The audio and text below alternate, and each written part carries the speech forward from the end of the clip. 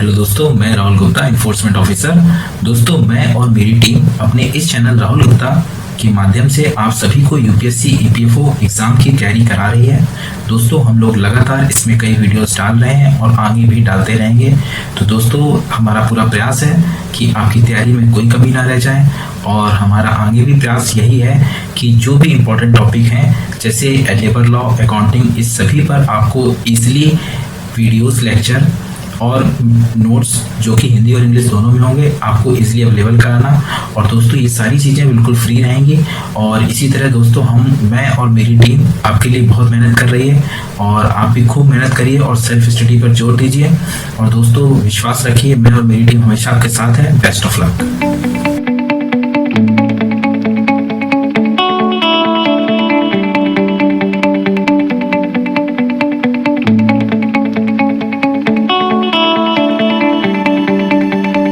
Hello दोस्तों, मैं राहुल गुप्ता।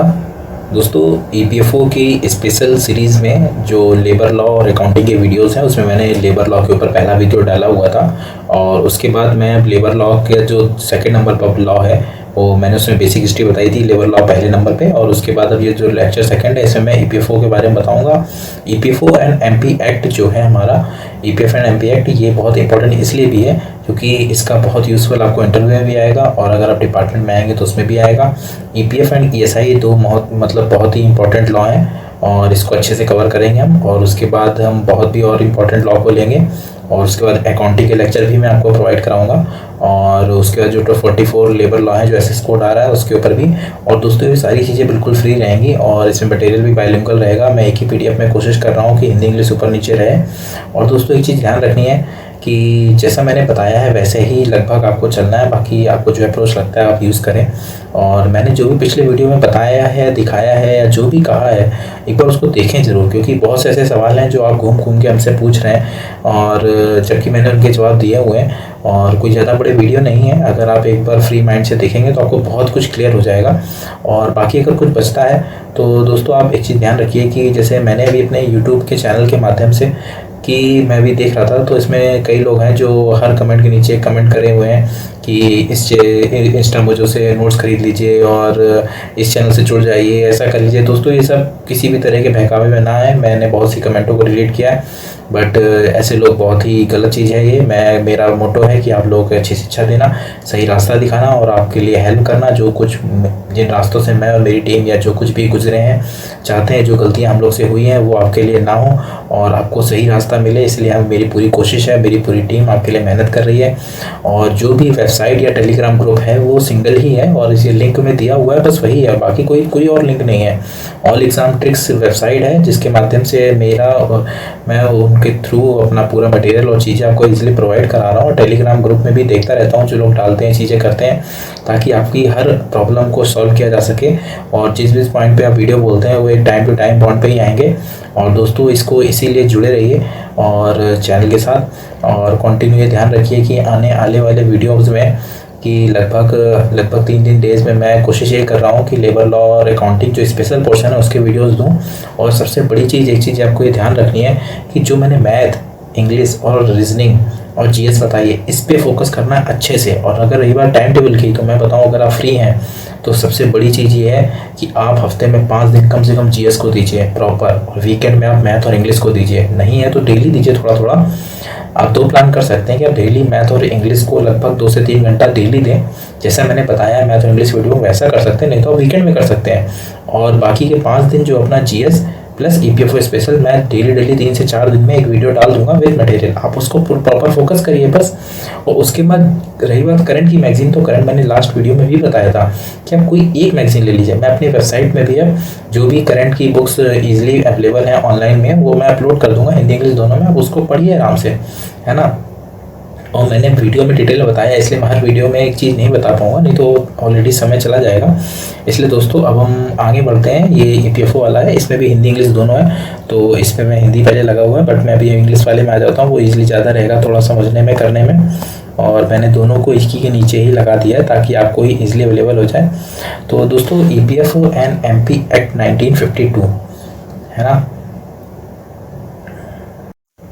सबसे पहले हम शॉर्ट में जान लेते हैं ईपीएफ एंड एमपी एक्ट 1952। ये हमारा 1 नवंबर 1952 को स्थापित हुआ था और उसकी स्थापना दिवस के तौर पे मनाया जाता है। और ईपीएफ एंड एमपी एक्ट के अंतर्गत 3 लॉ आते हैं। सबसे पहला है 1952 एक्ट जो है फंड से रिलेटेड है, फिर 1976 है जो कि हमारा इंश्योरेंस से रिलेटेड है, फिर 1995 जो कि हमारा पेंशन से रिलेटेड है। ये 3 लॉ हमारे ईपीएफ एंड एमपी एक्ट 1952 के अंतर्गत आते हैं और यही 3 की प्रॉपर हम लोग सर्विस या उस पर वर्क करते हैं। तो ये तो हो गया। उसके अलावा जो लोग कवर्ड होते हैं वो संस्थाएं या वो एस्टेब्लिशमेंट जहाँ 20 या 20 से अधिक लोग होते हैं वो कवर्ड होते हैं। पहली चीज़, इससे कम वाले भी कवर्ड होते हैं बट वो वॉलेंट्री होता है। और उसके अलावा 1 सितंबर 2014 के बाद से टोटल जो जिनकी मंथली इनकम 15,000 से कम है वो लोग इसमें प्रॉपर कवर हैं और उनको मैंडेटरी है कवर करना। और उसके बाद वाले वॉलेंट्री हैं और उसमें भी कई रूल होते हैं बट वो उतने लोग कवर्ड होते हैं। और इसके अलावा क्या होता है दोस्तों कि इसमें जो इंश्योरेंस होता है हमारा, जैसे कोई भी मिसहैपनिंग हो जाती है, कुछ होता है, तो वो हमें लगभग 6 लाख तक मिलता है और ये सरकार या मदद देती है उसमें। और इसमें और उसके अलावा जो भी आपको कंट्रीब्यूशन करता है फंड का और पेंशन का, उसमें क्या होता है अगर कोई डेथ हो जाती है, कुछ भी रहती है, तो पेंशन आजीवन पेंशन मिलती है मदर को, मतलब वाइफ को, और जो उसके 2 बच्चों को 25 साल तक। तो दोस्तों ये पूरा एक ब्रीफ में। और उसके बाद हम दोस्तों अब हम ईपीएफओ के हिस्टोरिकल बैकग्राउंड को देखते हैं। और ईपीएफओ के हिस्टोरिकल बैकग्राउंड में हम एक चीज़ देखते हैं कि सबसे पहले 1925 में एक ईपीएफ एक्ट था जो कि जिसका कार्य क्षेत्र बहुत सीमित था और प्राइवेट क्षेत्र में था। और दोस्तों इसी को देखते हुए ही इसकी फ़ायदे और चीज़ों को देखते हुए, क्योंकि उस समय एक मांग ये उठ रही थी कि जो भी औद्योगिक श्रमिक थे, अगर कोई मिसहैपनिंग हो जाती है या किसी भी तरह की कोई समस्या होती है तो उनके इस घर को चलाने के लिए, आर्थिक रूप से उनको सशक्त बनाने के लिए ऐसे किसी अधिनियम की सख्त आवश्यकता थी जो कि उनको किसी भी तरह से आर्थिक रूप से सहायता दे सके और उनको आर्थिक रूप से सशक्त बना सके। और इसी के लिए ही 1929 में एक रॉयल कमीशन का गठन होता है और ये रॉयल कमीशन इसी बात की चर्चा करता है और इस विषय पर अपनी सिफारिश करता है कि ऐसा ही एक्ट की सख्त आवश्यकता है और होना चाहिए।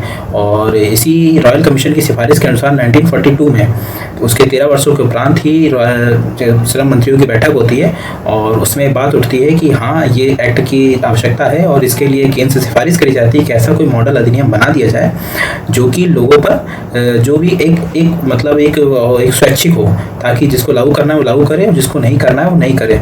तो 1945 में जब 42 में बात होती है तो 1945 में इस एक्ट को बनाया जाता है और जिसको कुछ प्रोग्रेसिव एम्प्लॉयर उसको अपने यहाँ लागू करते हैं और जो कि कुछ तो 3 से 4 लाख लोगों के कवर्ड होते हैं। बट इसका प्रभाव कोई बहुत ही सफलतापूर्वक नहीं होता है क्योंकि स्कीम तो अच्छी होती है बट स्वैच्छिक होती है तो इसको लोग लागू नहीं करते हैं और जो बहुत ही कम लोगों तक पहुँचती है।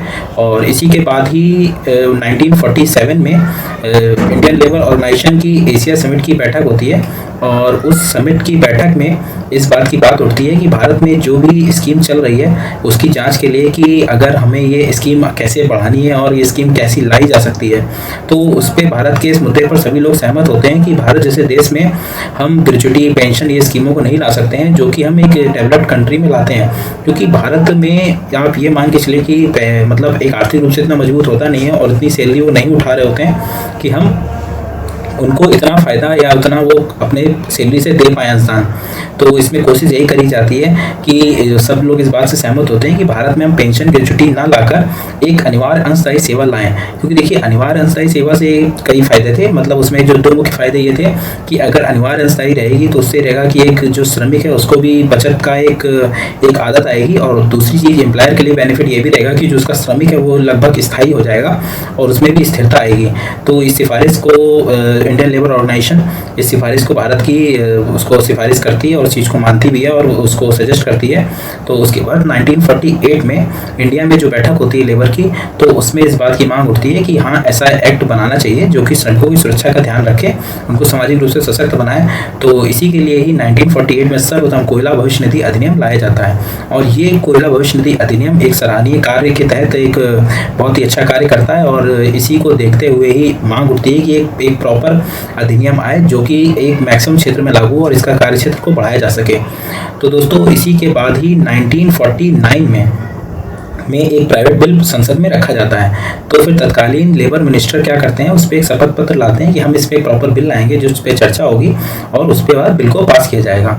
तो दोस्तों इसी के बाद ही 1951 में बिल आता है और उसे एक अध्यादेश की बात ही लागू होता है। उसके बाद जो प्रॉपर ईपीएफओ एक्ट हमारा लगता है वो 1 नवंबर 1952 को, जो आज वर्तमान में जो एक्ट है वो उसी मतलब स्थापना दिवस हमारा 1 नवंबर 1952 के तहत मनाया जाता है। ये हमारा हिस्टोरिकल बैकग्राउंड हो गया।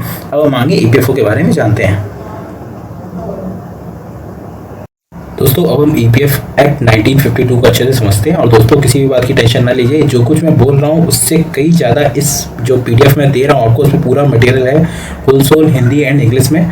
तो अब हम बस फोकस करो, जो मैं कह रहा हूँ उसको सुन लो, बाकी इस पीडीएफ में सब कुछ आपको मिल जाएगा ऑल एग्जाम ट्रिक्स वेबसाइट पर जाकर के, और ये लिंक मैं डाल दूंगा इसका भी पीडीएफ का, इसी को पढ़ लीजिएगा, पर्याप्त है ये आपके इंटरव्यू और बाकी आपकी एग्जाम पेपर में भी अगर कहीं से आता तो आप इसको अच्छे से कर पाएंगे। और इसमें सिर्फ लॉ की मैं बात कर रहा हूँ आज, और इसलिए मैं अब शुरुआत करता हूँ कि देखिए सेंट्रल बोर्ड ऑफ जो भी हमारा ईपीएफ ऑर्गेनाइजेशन होता है उसमें सबसे हेड पर सेंट्रल बोर्ड ऑफ ट्रस्टी होते हैं। जो भी मेन जो बड़े फैसले होते हैं या चीज़ें होती हैं उसको ही सेंट्रल बोर्ड ऑफ ट्रस्टी घोषणा करता है कि अगर किसी भी कोई नया ऑफिस खुलना है या फिर कोई उसमें इंटरेस्ट रेट को घोषणा करनी है तो सेंट्रल बोर्ड ऑफ ट्रस्टी होते हैं। उसके बाद एग्जीक्यूटिव कमेटी होती है, ठीक है। और इसके जो मेन होते हैं वो होते हैं सेंट्रल प्रोविडेंट फंड कमिश्नर सीपीएफसी, और वर्तमान में सुनील बरसवाल सर हैं जो कि आईएएस हैं, वो हैं। उसके बाद क्या होता है दोस्तों, एसीसीएचक्यू होते हैं, मतलब एडिशनल सेंट्रल कमिश्नर हेडक्वार्टर। और उसके बाद आते हैं एसीसी एडिशनल सेंट्रल कमिश्नर, जो जोनल होता है हमारा, तो जोनल में एसीसी हेड होते हैं, ठीक है। उसके बाद आरपीएफसी ग्रेड 1 होते हैं, regional provident fund commissioner grade 1, फिर ग्रेड 2, फिर एपीएफसी होते हैं। और उसके नीचे आते हैं एओ और उसके नीचे आता है हमारा ये मान लीजिए ये आता है एओ इन्फोर्समेंट ऑफिसर, अकाउंट ऑफिसर, और फिर आते हैं एसएस सेक्शन सुपरवाइज़र, फिर सीनियर एसएसए, फिर एसएसए, फिर एलडीसी, फिर एमटीएस। और दोस्तों यूपीएससी से सीधे 2 लोग आते हैं, एक ईओ और एक एपीएफसी। और दोस्तों इससे आने के बाद इंटरनल कोई एग्ज़ाम नहीं होता है, सीधे टाइम में एक 5 साल की एलिजिबल सर्विस होती है ईओ में, और एपीएफसी में 5 साल की होती है, और ऊपर समय की वैकेंसी के हिसाब से ऊपर प्रमोट हो जाता है बंदा। और उसके बाद जो नीचे होते हैं एसएस और एसएसए, इसमें एग्ज़ाम होता है, इंटरनल एग्ज़ाम होता है। ये तो एग्ज़ाम की बात हो गई, और हम लॉ को अब जानते हैं। तो दोस्तों ईपीएफ एंड एमपी एक्ट जो भी है हमारा, इसमें हमारे 3 लॉ होते हैं। सबसे पहला जो है फंड है 1952 एक्ट, ये पीएफ है, ठीक है। और उसके बाद हम देखते हैं 1995 ये पेंशन स्कीम है। पेंशन उसके पहले भी थी, ओल्ड पेंशन थी, वो थी 1971 वाली। जो 1971 वाली पेंशन थी उसमें क्या था कि उसमें पेंशन, जैसे हम मान लीजिए पेंशन स्कीम में वर्तमान में क्या है कि 10 साल की सर्विस कर लीजिए आप, 50 साल या 58 साल पूरे होने पर आपको पेंशन मिल जाएगी। लेकिन तब ऐसा क्या था कि तब जो पेंशन थी हमारी वो 1971 वाली में आप रिटायर हो जाएंगे बट आपको नहीं मिलेगी। लेकिन अगर कोई मिसहैपनिंग हो जाती है तो आपकी फैमिली को, आपकी वाइफ को मिलेगी, पेंशन शुरू हो जाएगी तब मिलेगी उसकी पेंशन उनको। और अगर कोई एक बच्चे को 25 साल तक मिलती है, अगर वो 25 साल हो जाए तो फिर दूसरे बच्चे को मिलती है, लेकिन एक वक्त में 2 को नहीं मिलती। लेकिन जो करंट सिनारियो है हमारी इस पेंशन स्कीम का, तो उसमें क्या है कि 10 साल की सर्विस चाहिए हमें, और वो चाहे टुकड़ों में हो चाहे जोड़ के हो, उससे कोई दिक्कत नहीं है। 50 साल में घटी हुई पेंशन मिलती है, 58 साल पे पूरी पेंशन मिलती है, और हर साल 4% के हिसाब से कम होती जाती है। अगर आप 57 पे लेंगे तो 4% कम हो जाएगी, फिर और कम हो जाएगी। करंट में क्या हो गया कि 60 साल का भी ऑप्शन आ गया कि आप 60 साल तक और 2 साल तक और कंट्रीब्यूशन कर सकते हैं। तो इस तरह से हमारा पीएफ होता है, पेंशन होता है, और तीसरा होता है ईडीएलआई। दोस्तों पीएफ में हमारी लिमिट होती है 15,000 तक ही लोगों का, एम्प्लॉय का कटता है कि जो 15,000 तक सैलरी बार है उसमें उनको पीएफ में कवर्ड होंगे, ज़्यादा वाले भी कवर्ड होते हैं। और जैसे मान लीजिए किसी की सैलरी 1 लाख है, 2 लाख है, जो पीएसयूज़ में हैं, इंजीनियर्स हैं और जो भी हैं, तो उनमें क्या होता है कि आप हायर वेजेस पे कटवा सकते हैं पीएफ। तो आपका पीएफ 2 लाख पे कटेगा तो 12% के हिसाब से बहुत हो जाएगा, तो पीएफ उनका हाई रहता है और इंटरेस्ट रेट भी बहुत मिलता है तो बढ़ता है। लेकिन जो पेंशन होती है वो फिक्स है, पेंशन का कॉन्ट्रीब्यूशन की जो लिमिट है वो 15,000 ही, इससे आगे हम नहीं काट सकते हैं। तो पेंशन अमाउंट फिक्स होता है, लेकिन पीएफ घट बढ़ सकता है। उसमें एम्प्लॉयर के ऊपर है कि वो अगर वो एक्स्ट्रा में कंट्रीब्यूट करना चाहते हो करे, लेकिन अगर आप करना चाहते हो तो आप कर सकते हैं, कोई इशू नहीं है। जो तीसरा पार्ट आता है वो हमारा होता है इंश्योरेंस। देखिए पीएफ और पेंशन ये दोनों में हमारा हम और एम्प्लॉयर कंट्रीब्यूट करते हैं, लेकिन जो इंश्योरेंस होता है इसका मिनिमम चार्ज एम्प्लॉयर ही देता है। और वो क्या होता है, मैक्सिमम इंश्योरेंस अगर कोई मिसहैपनिंग हो जाती है तो 6 लाख तक का मैक्सिमम इंश्योरेंस मिलता है। जो भी व्यक्ति अगर कर रहा है, मिसहैपनिंग होती है, कुछ डेथ हो जाती है वर्किंग में, तो उसको चीज़ मिलती है। तो दोस्तों इसके बाद हम देखते हैं कि जो हमारा कंट्रीब्यूशन रेट होता है, कंट्रीब्यूशन रेट को हम अच्छे से समझ लेते हैं कि जो सैलरी में हमारे क्या होता है 12% कटता है। 12 हमारी सैलरी से कटता है, 12 एम्प्लॉयर से कटता है। तो जो हमारा 12 है वो ये है, एम्प्लॉय का 12, ठीक है। ये 12 हमारे खाते में पीएफ के ईपीएफ वाले खाते में आ जाता है, 12 हो गया, ठीक है। उसके जो एम्प्लॉयर का 12% होता है, उस 12 में 8.33 पेंशन में जाता है और 3.67 हमारे में आता है। 3.67 हमारे में आता है तो हमारा 15.67 हो जाता है। और जब पेंशन में हमारा 8.33 जाता है तो सेंट्रल गवर्नमेंट हमारे में 1.16, ये चीज़ ध्यान रखनी, 1.16% ये सेंट्रल गवर्नमेंट हमारे पेंशन पे डालती है ईपीएस में। तो टोटल ईपीएस में कंट्रीब्यूशन 9.49 हो जाता है, ठीक है दोस्तों। ये मेन चीज़ हमें ध्यान रखनी है कि ये जो परसेंटेज हमारा 12-12 का होता है उसमें क्या करता है। और उसके बाद ये एम्प्लॉयर का चार्जेस होते हैं, वो एम्प्लॉयर के अलग होते हैं, ठीक है। तो अब क्या होता है, अब हम देखते हैं कि मेन जो हमारा क्या है, central board of trustee. Central board of trustee के बारे में थोड़ा जान लेते हैं। Central board of trustee EPF जो हमारे सेंट्रल बोर्ड ऑफ ट्रस्टी होते हैं, ये हमारी एक्ट के सेक्शन 5A के अंतर्गत बनते हैं। और इसमें टोटल 43 मेंबर्स होते हैं और ये 5 साल के लिए बनाए जाते हैं। इसमें चेयरमैन जो होते हैं वो हमारे एक चेयरमैन होते हैं, वाइस चेयरमैन होते हैं, और उसके बाद सेंट्रल प्रोविडेंट फंड कमिश्नर, ये सेक्रेटरी होते हैं। फिर सेंट्रल गवर्नमेंट के रिप्रेजेंटेटिव होते हैं 5, स्टेट गवर्नमेंट के 15, एम्प्लॉयर की तरफ से 10, एम्प्लॉय की तरफ से 10, तो टोटल 43 मेंबर्स होते हैं। ओके दोस्तों, इसके जो चेयरमैन होते हैं वो लेबर मिनिस्टर होते हैं और वाइस चेयरमैन लेबर सेक्रेटरी होते हैं। और फिर जो मेन सचिव होते हैं वो हमारे होते हैं मेंबर सेक्रेटरी, वो central provident fund commissioner. Okay दोस्तों, और अब हम देखते हैं कि जो हमारे यहाँ जो सुविधा दी जाती है वो क्या होता है, जो मेंबर्स होते हैं हमारे। दोस्तों इस पीडीएफ के सबसे लास्ट में मैंने बेसिक डेफिनेशन दे दी है, वो हिंदी और इंग्लिश में, जो मेरी पर्सनल बुक थी उस बुक की मैंने कॉपी, जो हमारे यहाँ की बुक है उससे मैंने दे दी। उसको जरूर देख लें कि मेंबर्स को क्या होता है और फैक्ट्री और इंडस्ट्री क्या होता है। मेरे से इंटरव्यू पूछा भी गया था, फैक्ट्री इंडस्ट्री में अंतर क्या है। और इसी तरह से कई क्वेश्चन होते हैं जो मैंने थोड़ा सा दे दिया नीचे, कि वो नंबर पे वो जो नाम है, लिस्ट है, वो आप उसको एक बार पढ़ लें, 4-5 पेज है, और कि बेसिक डेफिनेशंस क्या होती हैं, क्योंकि वो पूछ सकता है और पूछे भी जाते हैं। तो जैसे यूनिवर्सल अकाउंट नंबर 12 अंकों का होता है और वो इंट्रोड्यूस कब हुआ, जनवरी 2014 से। तो उसमें 12 अंकों का होता है। इसमें टोटल मतलब यूनिवर्सल अकाउंट नंबर होता है, ये लाइफ में एक ही बार जारी होता है, एक आधार कार्ड पे सिर्फ एक होता है और इसी के तहत ही पूरा मतलब एक कॉमन नंबर है ये, मतलब सबको एक बार जारी हो, जैसे आधार कार्ड जारी होता है वैसे ही ये जारी होता है, ठीक है दोस्तों। अब उसके बाद हम देखते हैं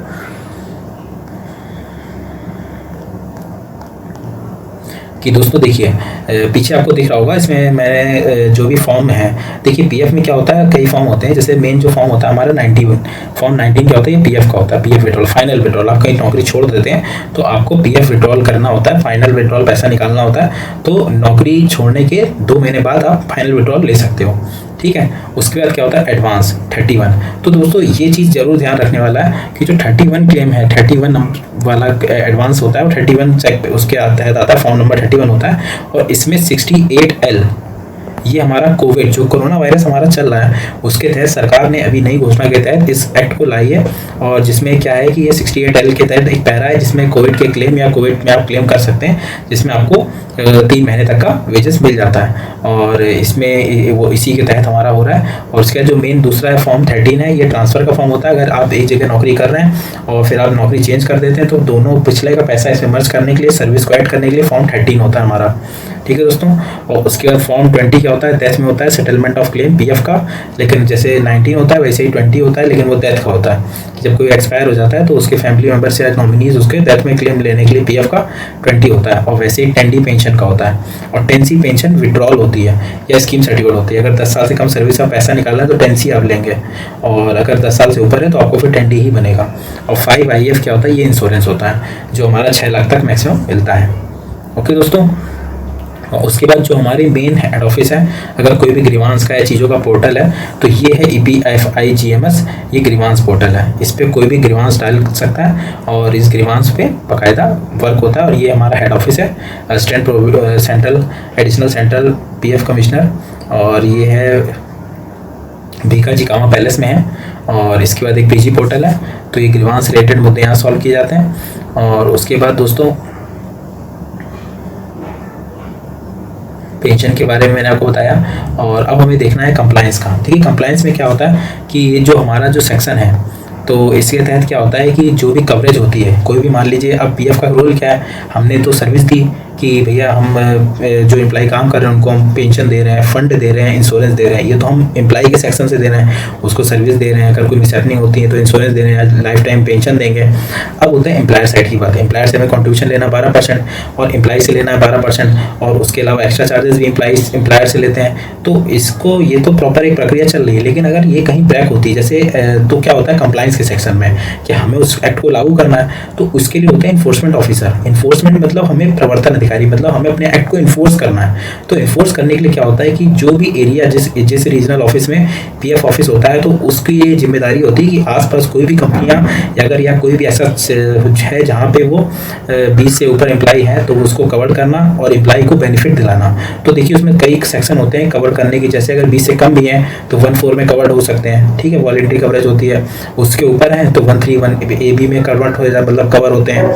तो दोस्तों जब ये कवरेज हो जाती है तो ये सब इन्फोर्समेंट ऑफिसर ही कवर करते हैं उनको, और उनकी जांच करते हैं, और जांच करने के बाद जो कोई भी रिपोर्ट होती है वो सब इन्फोर्समेंट ऑफिसर ही लगाते हैं। और उसके बाद क्या होता है दोस्तों कि अगर किसी भी तरह की कोई भी समस्या आती है, मान लीजिए कोई कंपनी या नहीं इन्फोर्स करना चाहती है, या किसी भी तरह की समस्या है जो कॉपरेट नहीं कर रही है, जाँच नहीं करने में सहयोग नहीं दे रही है, तो दोस्तों क्या होता है उसके लिए कई पावर्स हम लोग को दी हुई हैं। जैसे कि इन्फोर्समेंट ऑफिसर है कि एज अ प्रोसिक्यूशन ऑफिसर भी अपने पास ये पावर होती है कि हम उसके ऊपर धारा 406, 409 के तहत हमको ये पावर मिली हुई है कि हम किसी भी मतलब उसके खिलाफ एक्शन, सू मोटो एक्शन ले सकते हैं। संज्ञेय अपराध है कि अगर वो पीएफ नहीं जमा कर रहा है तो हम सीधे एफआईआर दर्ज करा सकते हैं। तो उसके ऊपर 110 के तहत कार्रवाई होती है, उस पर पेनल्टी लगती है, मजिस्ट्रेट उस पर सुनवाई करते हैं और उस पर कार्रवाई होती है। तो ये तो होता है कि अगर आपको लग रहा है कोई कंपनी नहीं सुन रही है, पीएफ नहीं काट रही, तो आप उस पर सीधे सीधे एफआईआर करा सकते हैं। उसके बाद ये पावर दी हुई है। उसके बाद दूसरी क्या होती है कि अगर मान लीजिए कोई इंस्पेक्शन है या कुछ भी चीज़ें अगर नहीं है, डॉक्यूमेंट वो नहीं दे रहा है, तो आप उससे प्रोसिक्यूशन कर सकते हैं। तो as a prosecution officer, prosecution भी इन्फोर्समेंट ऑफिसर ही दायर करते हैं। और उसके बाद दोस्तों क्या होता है कि अगर मान लीजिए और भी पावर, दूसरी पावर, एक सबसे बड़ी पावर एक ये होती है कि ईपीएफओ के पास एक क्वासी जुडिशियल पावर है, वो एक सबसे बड़ी पावर है। उसमें क्या होता है कि अगर आपको कोई एस्टेब्लिशमेंट है, अगर वो किसी भी तरह का सहयोग नहीं कर रही है, प्रोसिक्यूशन में हो गया है, और भी अगर आपको लगता है कि आप दूसरे रास्ते भी हैं, तो उसमें क्या होता है अगर आप रिकमेंड कर सकते हैं अपनी जाँच में कि हम इसके ऊपर 7H लाई जाए। 7A क्या होती है, ये ड्यूज़ के असेसमेंट के लिए होती है। 7 उस पर चलती है, कार्रवाई होती है। देखिए तो कि क्या वाकई में जो हमने रिपोर्ट लगाई वो सही है नहीं है। तो उसमें क्या होता है, इन्फोर्समेंट ऑफिसर गवर्नमेंट वकील होता है, और जो हमारे यहाँ कमिश्नर होते हैं उसी ग्रेड के हिसाब से, बड़ी जैसे कंपनियां होती हैं वैसे होते हैं। AC 250 तक एम्प्लॉय को, RC2 500 तक, 500 के अबव RC1। तो दोस्तों इसी एम्प्लॉय के हिसाब से 7A की सुनवाई चलती है। उसमें जो ईओ होता है वो डिपार्टमेंट की तरफ से वकील होता है, एम्प्लॉयर की तरफ से एम्प्लॉयर वकील होता है, या किसी को वकील को ला सकता है वो। और जो RC होते हैं और AC होते हैं वो एज अ जज की भूमिका में होते हैं, और जैसे कोर्ट में सुनवाई चलती है वैसे ही डे बाई डे और डे टू डेट पड़ती है, और वैसे ही सुनवाई होती है। उसमें जो भी फैसला होता है वो उसको मानना पड़ता है। अगर वो फैसले को नहीं मानते हैं तो उसको उसके लिए अपील करते हैं, तो फिर रिमांड हमारे यहाँ ही आती है, हम ही लोग ही सुनते हैं उसको दोबारा से, बट एक अबव अफसर सुनता है। और इसके अलावा कॉन्स्टिट्यूशनल पावर के अलावा इसमें एक टेम्परेरी जेल बनाने का भी प्रावधान है, जिसके तहत क्या होता है कि अगर हम चाहें तो अगर कोई कंप्लेंट, मतलब कोई दिक्कत है किसी की, तो हम उसको, अगर कोई डॉक्यूमेंट नहीं दे रहा है या किसी भी तरह की समस्या कर रहा है, तो उसको टेम्परेरी जेल में, उसको अपने ऑफिस के ही एरिया में उसको अरेस्ट कर सकते हैं। लेकिन मोस्टली इसको लोकल जेल को लिख दिया जाता है और वो उनको अरेस्ट करके उनको बंदी बनाते हैं, और ताकि चीज़ों को सही तरीके से करा जा सके।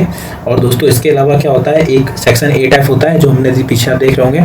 उसमें क्या होता है, 8F के तहत क्या होता है कि जिस कोई भी प्रॉपर्टी होती है, बिकती है, या तीसरी मान लीजिए एम्प्लॉयर है मैं, और हम किसी भी चीज़ को नहीं चुका पाए, तो जो मेरी बैंक प्रॉपर्टीज़ होंगी या फिर पोस्ट ऑफिस वाली होंगी, तो उस पर जो हक है, मतलब थर्ड पार्टी का, मतलब हम पीएफ है हमें, तो हम उससे पैसा नहीं निकाल पा रहे तो उनके बैंक से रिकवरी कर लेंगे।